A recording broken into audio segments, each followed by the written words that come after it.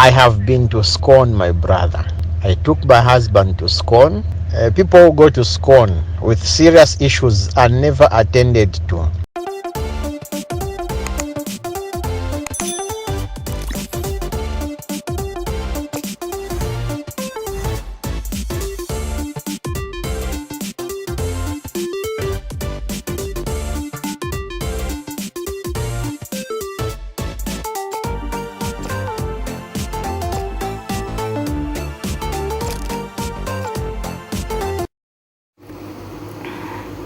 Hello, Visola, you speaking to Tendani from Limpopo province. I'm talking to you in regard to my visit to the synagogue that happened 3 times. 2 times in 2010 and 1 time in 2013. I went there for healing and also for spiritual exhortation. When I went there the first time, I came back with nothing. I just thought maybe I didn't give it enough effort, or maybe I was just far behind with faith. I couldn't tap into his faith. But I realized when I was at home that the symptoms of the sickness were not gone and they were becoming more and more. I ended up being diagnosed as having a bipolar mood disorder by the psychiatrist, and I was put on treatment. I was surprised because there's no history in the family of mental illness. But yet I knew I was desperate. I started to see TB Joshua trying to have some sexual relationship with me in bed, but I was refusing, and I started to see myself rolling in the mud of the prayer mountain. I didn't know its meaning, but I was wondering. The next thing, from the bipolar mood disorder, I was supposed to go to school for further training. I'm a nurse. So I started to have swelling of the legs and the knees. I couldn't walk. And the orthopedic surgeon said, no, I cannot go to school in this condition. I need to be operated on. It was just one thing after the other. I went for healing of one condition, but when I came back, it was one thing after the other. I stopped going to school because of the condition. Both my legs were operated, and I had to stay behind when others were going for learning. And then the coming year, which was 2012, I was diagnosed with, because I went to synagogue during 2010, and then 2011 I was diagnosed with arthritis. 2010, when I came back from synagogue, I was diagnosed with mental illness. Then 2012 with arthritis. 2011 I was diagnosed with arthritis. And then 2012 I was diagnosed with diabetes mellitus. 2013 I was diagnosed with hypertension. Year after year it was a new illness, and I was wondering, and it just couldn't stop. I actually thought, why did I go in the first place? Because now I'm getting even sicker and sicker. Please, people of South Africa, let us stop going from one place to another because of looking for healing. You may end up getting what you have bargained for, and you may end up being sicker than you were initially. Like in my case, I did not get any help from the school. My situation became worse. And also, I stopped reading the Bible, and I stopped praying like I used to, and I stopped fasting like I used to, and praising the Lord. I came back with a dull spirit that always made me feel dull. Not wanting to study the Bible, not wanting to pray, and I was a little bit isolated because of going up there. That place is not for spiritual enrichment. That place is for something else. Only TB Joshua knows. The rest of us don't know. We go up there, collect a lot of stuff. We collect the DVDs. We collect the portraits. We collect the bangles. We collect water and everything. We come back home with those stuff.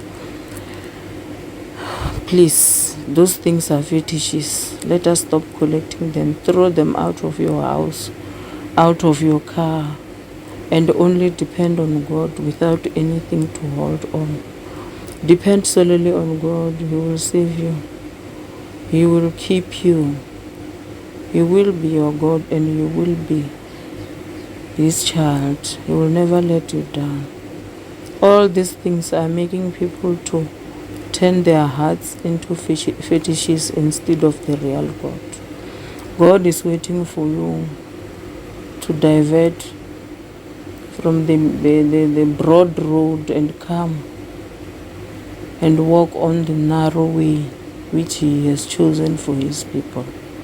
He has done much work in Calvary. You don't have to do another Calvary aside.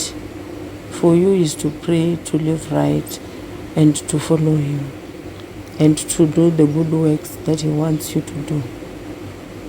If I knew that TB Joshua was the way he was, I wouldn't have gone to synagogue in the first place.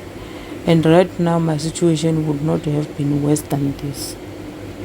I would have stayed at home with the sickness I had, the fibromyalgia, where the whole body is painful with the muscles, the tendons, and the cartilages are painful, as if you have been bitten by something.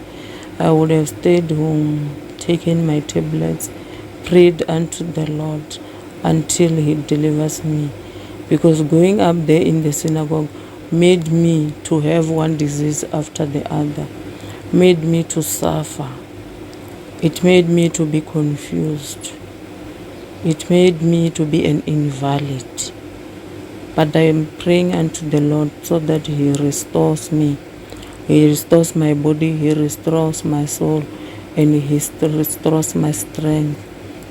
I'm calling unto you, all South Africans, please. Remember those 18 that died there. They died because they thought it was a safe place. They died because they trusted in TB Joshua. Yet he wasn't doing the right thing.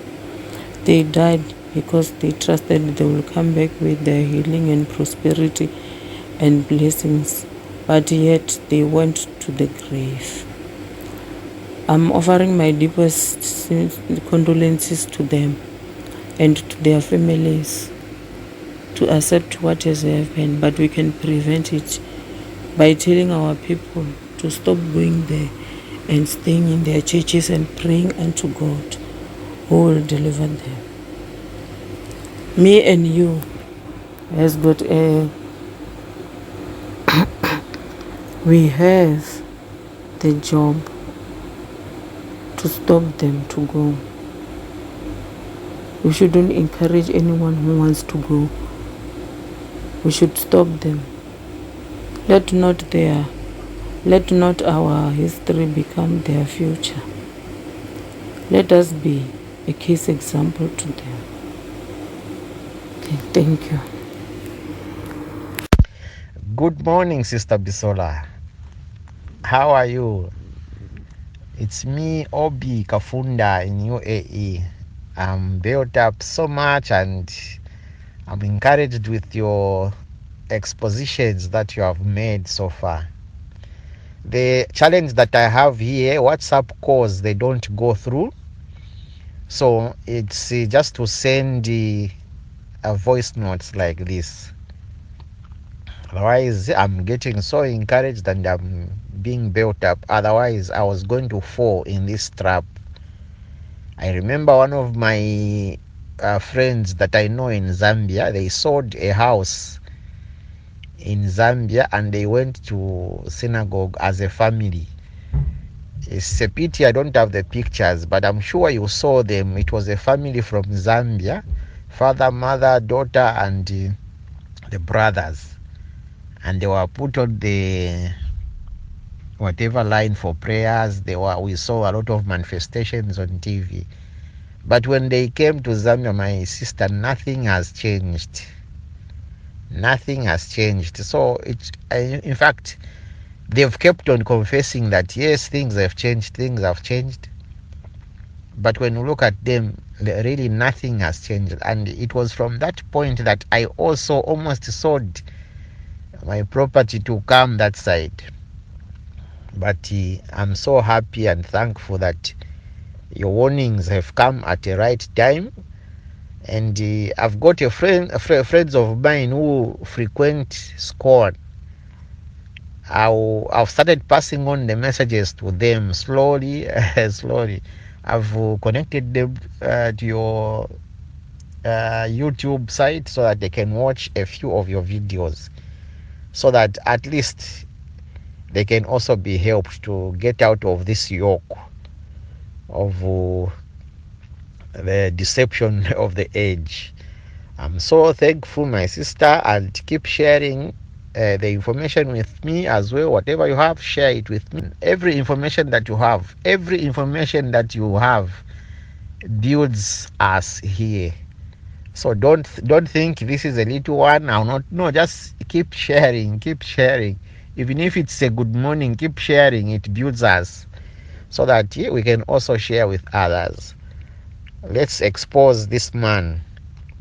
Otherwise, I'm so thankful, and let's keep talking, let's keep chatting. Thank you so much, and God bless you. Good morning, Sister Bisola. Good morning. Who's this? Yeah, my name is Nonso. I'm calling from Anambra State. I listened to your YouTube, your videos. Thank you very much, and God bless you. Thank you. We thank God. Please share it, so that other people also can benefit from it. Do you know another man called Okudele? Who? Okudele is his name. Okudele, it looks, that name sounds familiar, but I can't really put a face to it now, except maybe... He told me that he used to be a disciple. He's my mother's cousin. Hey. So he used to be a disciple. Then, after some time, he was dropped. Maybe they don't. In fact, I don't chop all the good things about in life finish. Because chop all the good things about in life. You don't collect everything, and he didn't marry, as you say. So if this person is far from me, I would have doubted you. But last year, she died last year. Oh my God! Oh my God! Oh my God! Oh my God! She died of cardiac arrest. Oh my God! There's no sickness where they never bring, but God just did. If I sleep, I will just, God will just remove it. So that is why I believe your story. Yeah, I met him in the hospital, but he was still under illusion that Prophet TB, the apostle of our time. He was still that he has his number, he has his sister's number. Somebody offer me money, say my squinted eye, make I go hospital, say medicine don't pass, say my person they carry half body around. I said don't worry, it's going to be a testimony. Anywhere I go show people, say, see, now this squinted eye I take live inside synagogue. Why he no heal me? Cure you, yes. So into all in family then get lot of sickness with them they carry up and down.